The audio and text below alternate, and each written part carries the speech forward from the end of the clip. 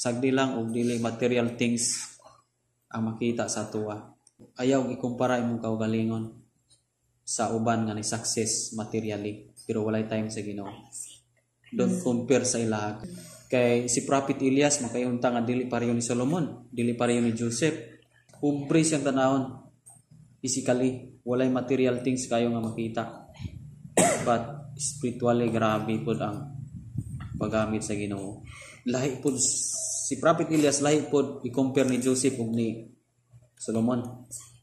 Kay sila mga material things makita pero kang Prophet Elias spiritual things ang makita.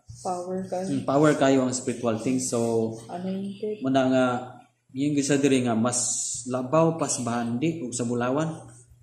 Sakto gyud siya kay ka Prophet Elias nga naa siya ana. Wa siya material things kayo, silang siya. Pero ang nakanindot siyang kinabuhi kay naay kaalam sa Ginoo. So safety kanang giyon ang labaw pas gold. Ang gold di man na maka-safety nato. Mas makakuyaw man na sa kinabuhi kung nakay gold. Pero si Elias tanawa nga nagbaton sa kaalam sa Ginoo, labaw pas gold kabililhon.